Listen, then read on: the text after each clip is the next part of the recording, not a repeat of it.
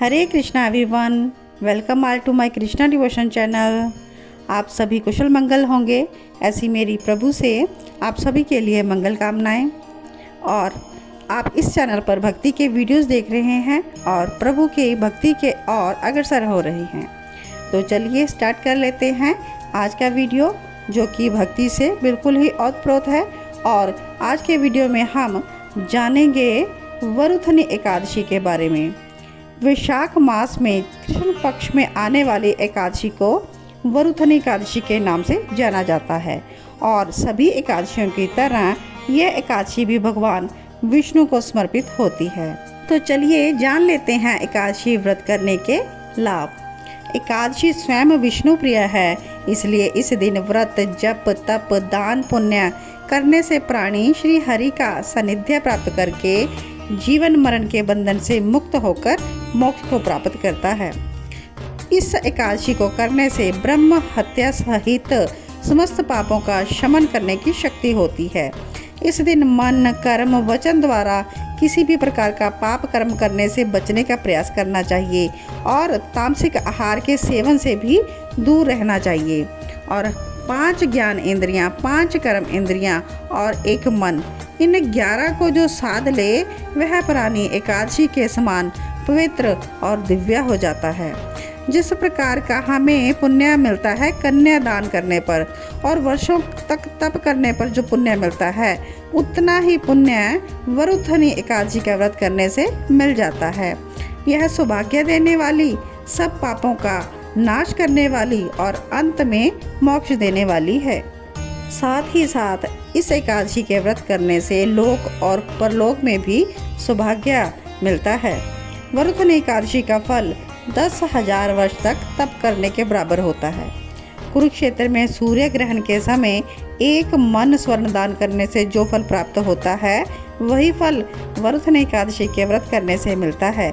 वरुथनी एकादशी के व्रत से अन्नदान, कन्यादान और बहुत से हमें पुण्यों का फल मिल जाता है। तो चलिए इस व्रत की पूजन विधि भी जान लेते हैं।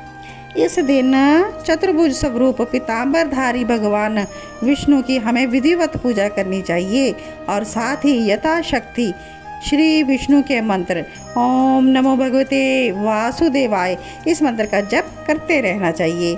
रोली, मोली, पीले चंदन और अक्षत, पीले पुष्प, ऋतुफल, मिष्ठान आदि अर्पित करके हमें धूप दीप के साथ श्री हरि की आरती उतारनी चाहिए और दीप दान करना चाहिए। इस दिन आप विष्णु सहस्त्र नाम का पाठ करें तो बहुत ही फलदायी होता है। और भक्तों को चाहिए कि पर निंदा, छल, कपट, लालच, द्वेष की भावनाओं से दूर रहे और श्री नारायण को ध्यान में रखते हुए भक्ति भाव से भगवान श्री विष्णु का भजन करें। और इस व्रत का पारण आप नेक्स्ट डे द्वादशी के दिन करें। मंदिर में आप सूखा सामान अन्न का दे सकते हैं या फिर आप भोजन बनाकर भी मंदिर में दे सकते हैं या फिर घर में भी ब्राह्मणों को बुलाकर खिला सकते हैं। तो द्वादशी के दिन इस व्रत का आपको पारण करना है। तो चलिए आगे हम वरुथनी एकादशी की पौराणिक कथा जो है वो भी श्रवण कर लेते हैं। प्राचीन काल में नर्मदा नदी के तट पर मानधाता नाम का एक राजा राज्य करता था। अत्यंत ही दानशील और तपस्वी राजा था। एक समय जब वो जंगल में तपस्या कर रहा था तो उसी समय जंगली भालू आकर उसका पैर चबाने लगा और इसके बाद जो भालू था वो राजा को घसीट कर वन की ओर ले गया। राजा तो घबरा गया। तपस्या धर्म का पालन करते हुए उसने क्रोध ना करके भगवान विष्णु से प्रार्थना की और भगवान जो हैं राजा की पुकार सुनकर वहीं पर प्रकट हो गए और अपने सुदर्शन चक्र से भालू का वध कर दिया। लेकिन तब तक भालू जो था ना, राजा का एक पैर खा चुका था। इससे राजा मानधाता बहुत ही दुखी हो गए। भगवान श्री विष्णु ने राजा की पीड़ा को देखकर कहा कि मथुरा जाकर तुम मेरी वराह अवतार की जो मूर्ति है ना, उसकी पूजा करो और वरुथनी एकादशी का व्रत करो। इसके प्रभाव से भालू ने तुम्हारा जो अंग काटा है वह अंग ठीक हो जाएगा।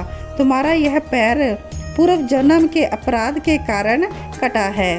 भगवान विष्णु की आज्ञा के अनुसार राजा ने इस व्रत को पूरी श्रद्धा से किया और फिर से वो सुंदर अंग वाला हो गया। तो इसी प्रकार से जो भी व्यक्ति भय से पीड़ित है उसे वर्धनी एकादशी का व्रत रखकर भगवान विष्णु का हर समय स्मरण करना चाहिए। इस व्रत को करने से समस्त पापों का नाश होता है और अंततः मोक्ष फल प्राप्त होता है। तो आशा करती हूँ आज का वीडियो आपको अच्छा लगा होगा और आप प्रभु की प्यारी एकादशी का व्रत जरूर करेंगे। गोविंद की प्यारी एकादशी, भक्तों की प्यारी एकादशी, सभी पापों का नाश करने वाली एकादशी का व्रत आप जरूर करें। ओम नमो भगवते वासुदेवाय।